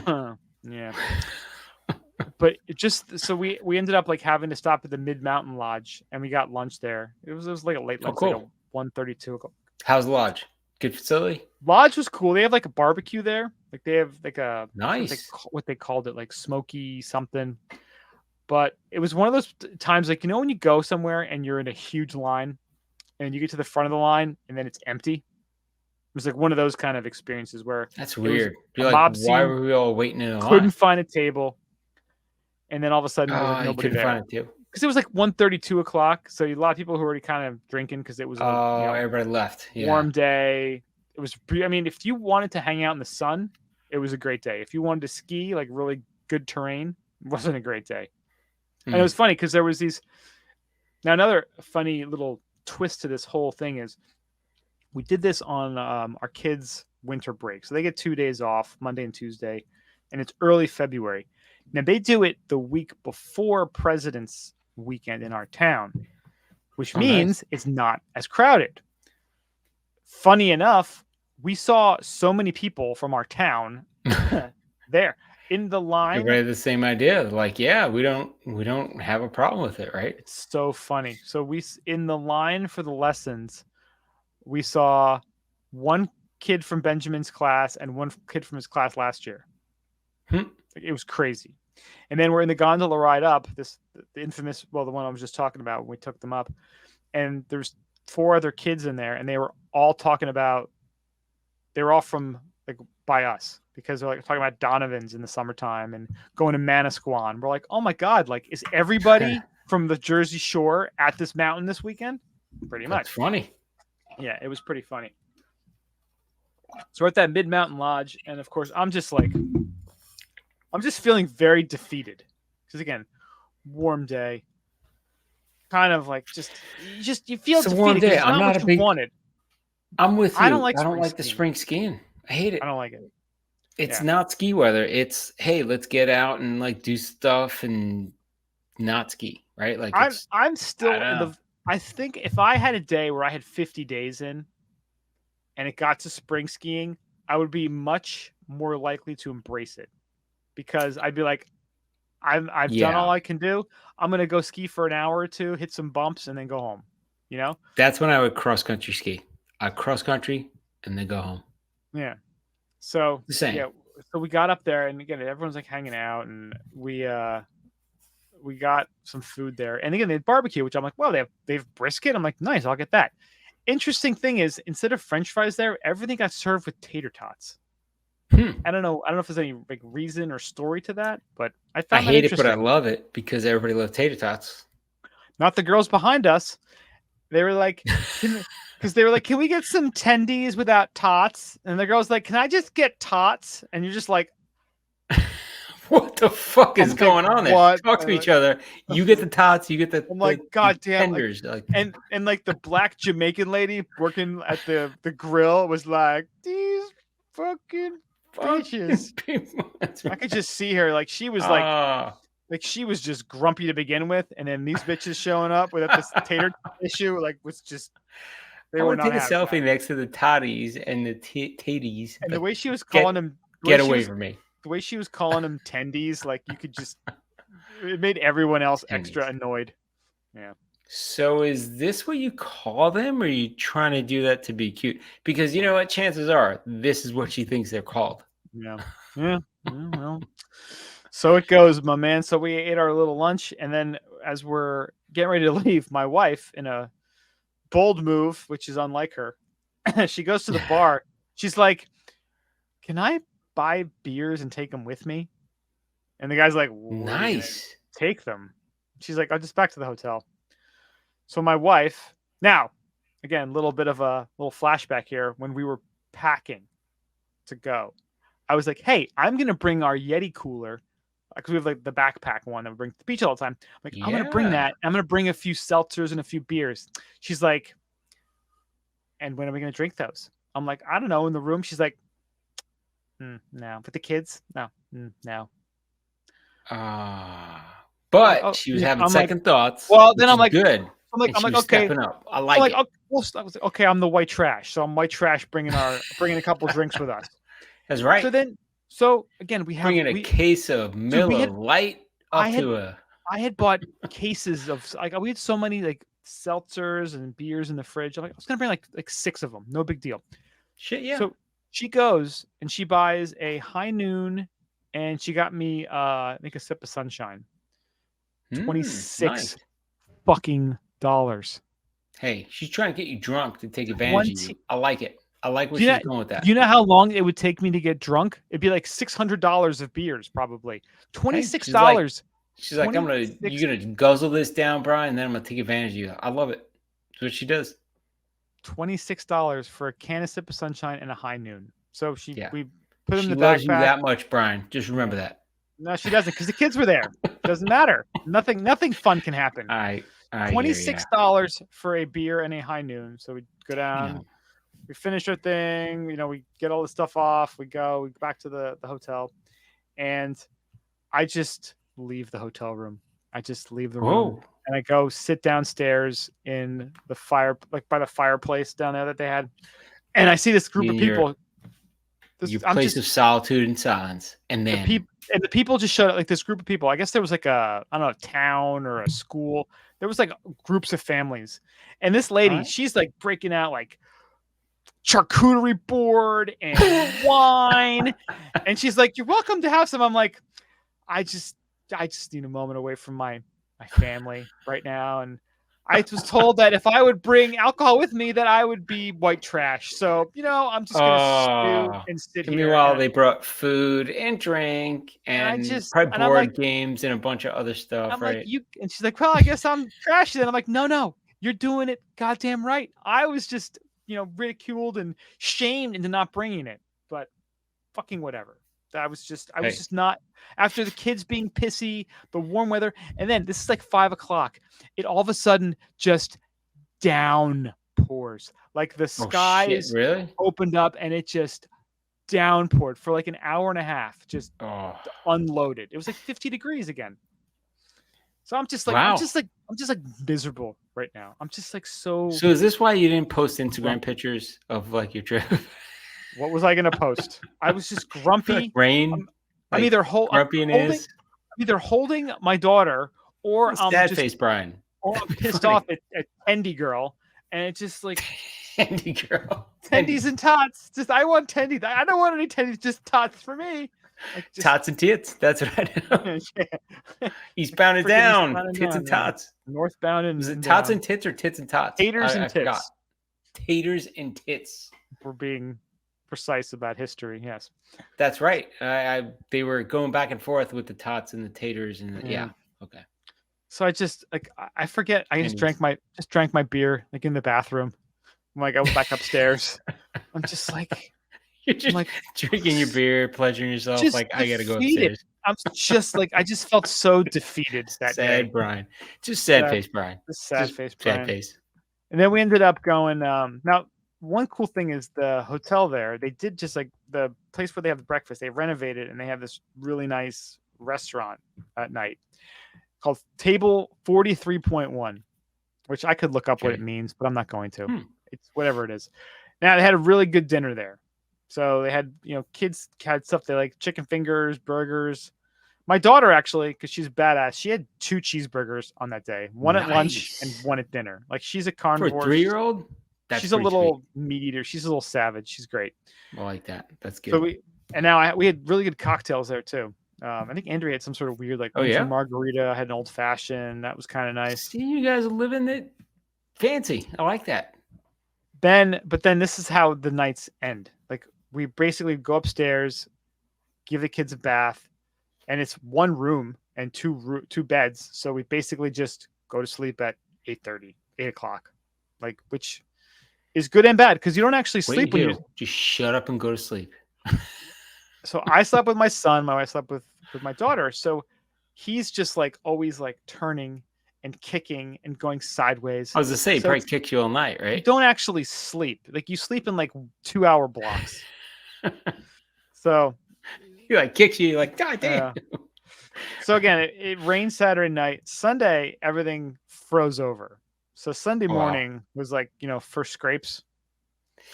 Yeah, you don't want to get it early on that day, right? But I will tell you, I will take first scrapes and no people over anything and people, like always that's and true. forever. Yeah. So the kids dumped them off at lessons.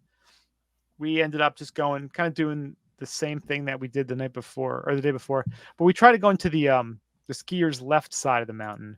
So there's some trails. Thing is, they were a little bit sketchy, like East Meadow, Drifter. We tried going over there, and we ended up meandering our way back to like that Black Bear section. A lot of stuff was closed, like like I was saying, that Sunriser Super Trail and a few of the ones that we did on Saturday. They closed them off. So Oh, like wow. there's like a right side of the mountain, which is the how do they call it, the sunrise or the sun? I think it's Sun Bowl they call it. That wasn't even So was open it that day. thin ice or both? A little bit of both. Yeah. Damn. Yeah. So we did what we So could. with I mean, good conditions, would that be an awesome mountain though? it would be really fun. It's See? again, it's not a huge mountain, but there's enough diversity of terrain where you could have a lot of fun, and there's a lot of really cool glades that there was no way we were going to get into because it was either Oh, thin that's right. They're cover. known for glades too, right? They've got a pretty good rep for for glades, but again, Yeah. it was thin cover or iced over. So Yeah. again, we just didn't have the best of timing, unfortunately. Well, it sounds like a cool place. Like the food you said was good. Accommodations are pretty good, right? Yeah. They had a little People friendly. Oktoberfesty thing at the bottom too, which was cool outside. Nice. So we got some some bratwurst. The kids were psyched Got about some that. tendies. No, there were no tendies down there. Only the Mid Mountain Lodge has the tits and tendies. As you were choking somebody out, they were like, "I did want my tendies." Just have my tendies, bro. Yeah, but so we did that Saturday. Now, one other thing, or this is Sunday. One other thing to be mindful of. This was also Super Bowl weekend. Oh, So right. Saturday was super crowded. Sunday was probably half capacity of that.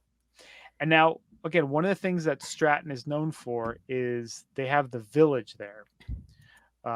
So like a mini Not the trombone. villages with the seniors and the Seniors golf partying. cart. No. But the and No, but banging, like not exactly that. that's a different podcast. Like Different we went into podcast. that a long time ago. But they have like an actual village there at the base. So you get cool. gondola. They've got the restaurants and après ski spots and That's shops. nice because you get everything's together. Yeah, it's small. It's nice. Now that said, we couldn't really do anything like at prime time. We didn't do anything for après just because the kids had to get them back. Had to get Leah and Mac. Sure.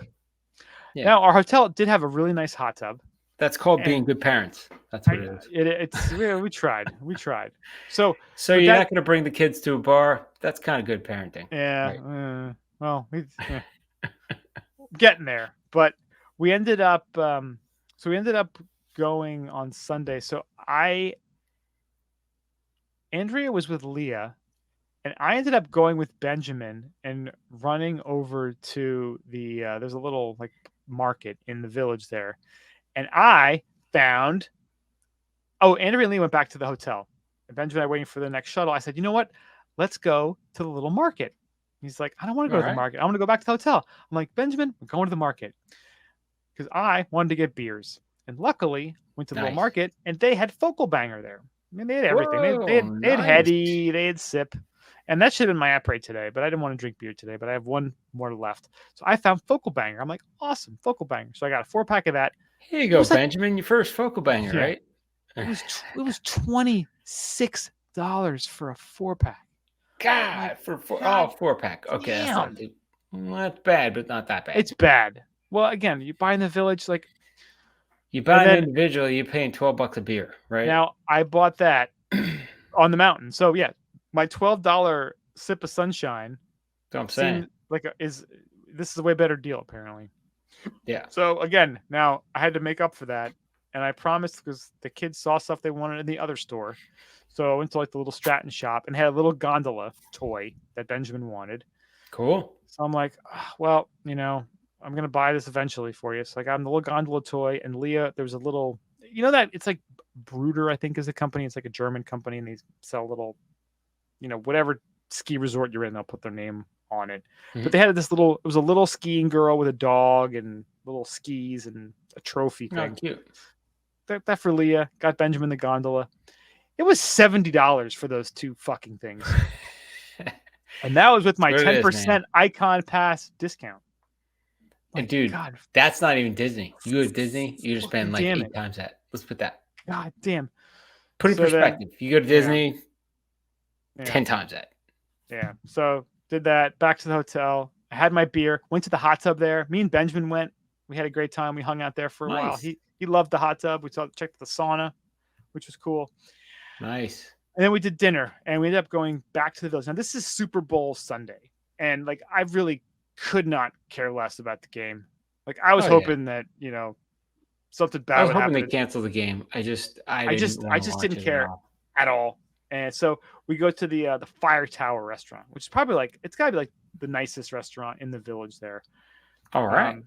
It was like right at the end. It's very nice. Again, it was empty. There was maybe 4 of the tables there. Again, Super Bowl Sunday. It was like 5 o'clock, 5:30. Ended up going there. I got a great salad with a steak on it, and I had a delicious old fashioned there, and I had a beer. I forget. It was a local beer. I forget which brewery it was from, but it was like a porter, and it was really, really tasty. Everyone loved the kids got like flatbreads, so like pizzas. They loved them. Andrea had a salad too, but with chicken or salmon. She loved it. Place was great. And it's funny if you even go to the photo on Google Maps, you can see there's a all about après sticker in the window there. So Rich has some sort of connection there. But that place was good. Really enjoyed that place.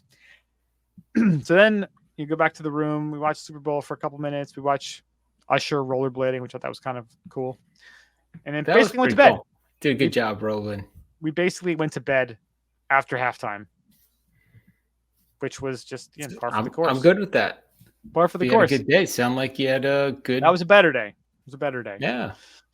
And then Monday, we again it was Saturday was crazy. It was half the people on Sunday, and it was probably half of the Sunday people on Monday. So it was nice and not crowded on Monday. We didn't have the kids in lessons Monday. We skied with them, so we did a lot of the where the what's it called magic carpets are. We did a lot of that with both kids, which was good to kind of get them comfortable and skiing on their own. Then we eventually went back up the gondola and had to do that friggin' exercise again with Leah, carrying her down that trail. It's a tough one. Yeah. It was tough. Yeah, she's getting heavy. She's getting big, and she doesn't like the leash. She wants to be held. So, it was an adventure. But I think they had fun. What you do, which right? was good. Yeah. And that day, we ate at the base lodge down there, which was, of course, extremely expensive. And then we did our same après where I had my focal banger and went to the hot tub with Benjamin, and we went out to dinner at the famous Mulligan's, which is, again, in the village. Oh, nice. Interestingly enough, we saw our neighbors there, like from 2 houses down. That's funny. We're not really like friendly with them. We'll say hi, but we don't really like hang out with them. And that was was awkward and funny and weird at the same time. Now Mulligan's is like, again, it's like the known like après spot. Like that's where I guess that's what it's there for. That's what it's known for. That's après place is Mulligan's. Mulligan's. It is an absolute, like it's giant. Like they have like 2 floors and there's like some sort of weird downstairs thing they have also. I mean, it's big. Oh, wow. It's multi-layers, and they have some pretty interesting drink options. And we had some snacks in the room. So we were hungry, but we weren't like starving. Now, we had the weirdest meal there. So Andrea ordered a broken leg, which was hot apple cider and whiskey. Okay. Awesome. And it came in like one of those like schooner glasses. I ordered an old fashioned, which I think was with Whistle Pig or one of like the lower, maybe Piggyback or something. Andrea's drink was $18. Mine was $26 for a goddamn old fashioned. We got nachos to share. And now we got the pulled pork and the guacamole. It was $31 for the nachos. Damn. I'm like, I'm just, there was something else. That's without the kids. That's just you and her. Well, no, we all shared. I mean, it was enough that we all could share it.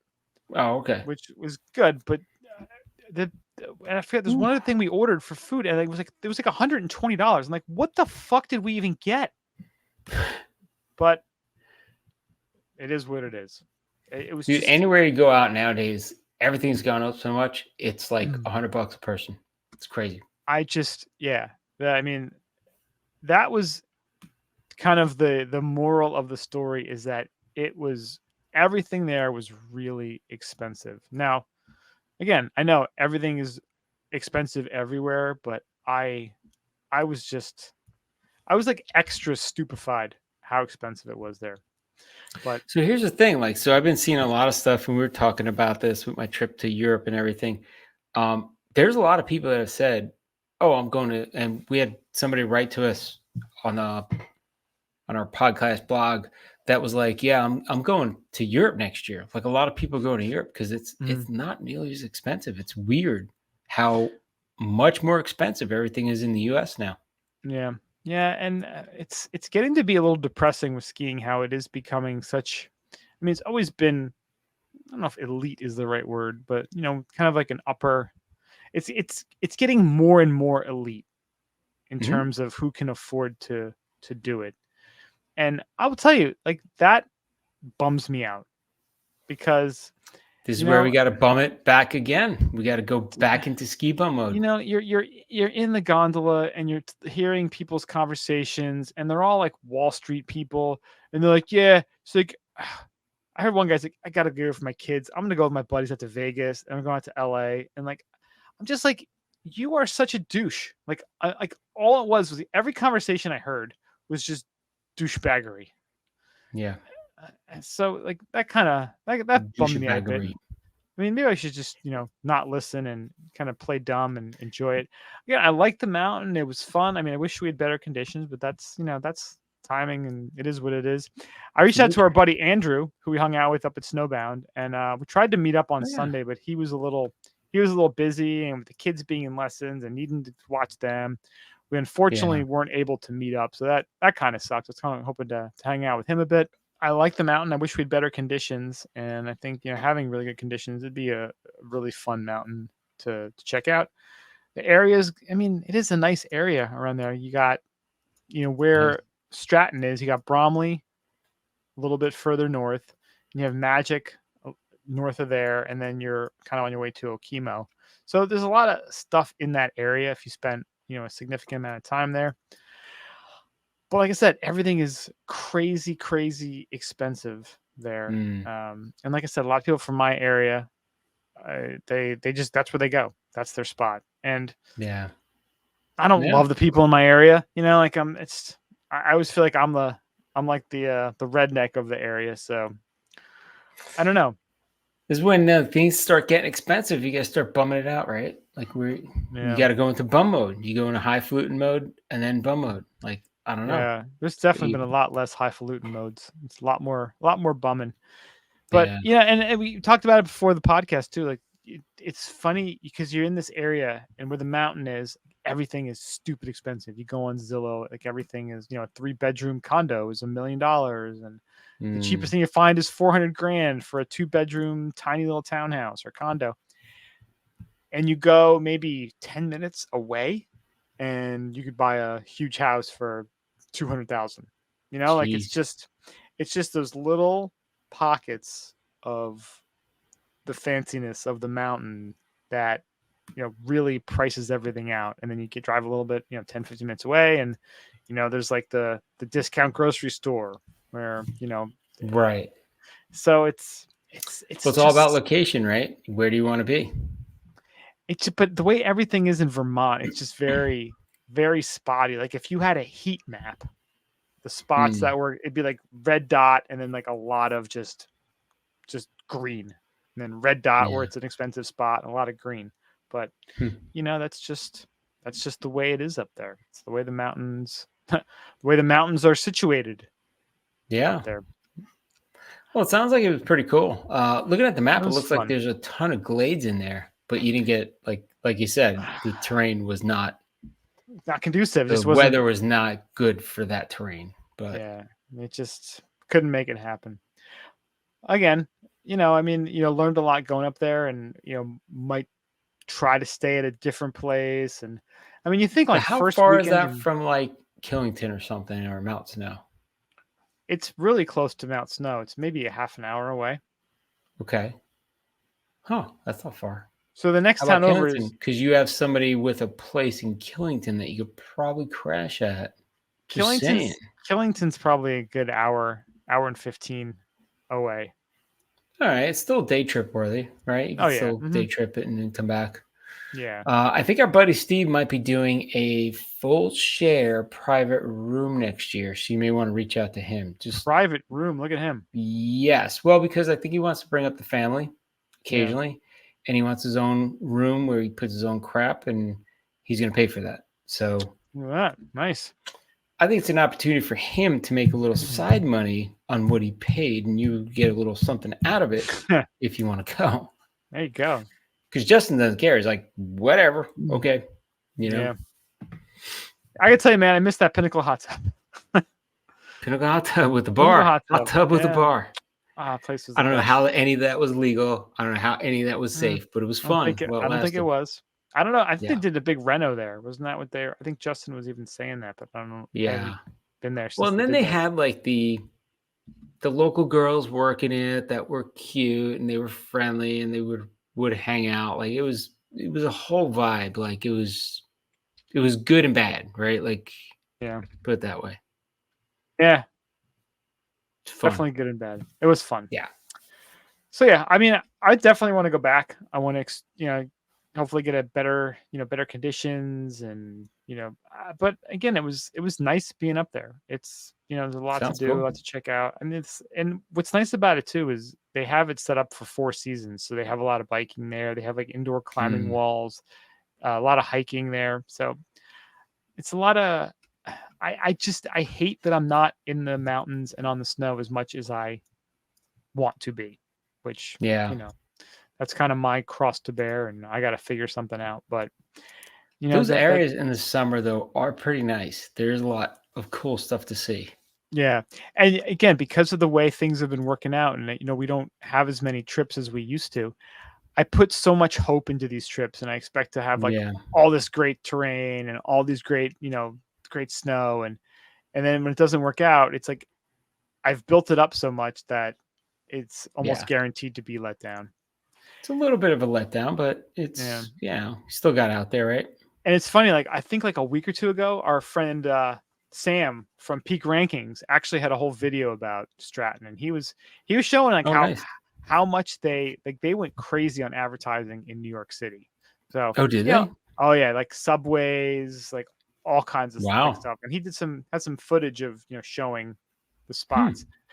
I mean, they definitely are pushing and advertising really hard. And with being on the Icon Pass, it's they're getting a lot of people up there, and which is great for them. They're making money, but it makes things a lot more crowded, obviously, and they're getting a very New Yorky crowd, which it is what it is.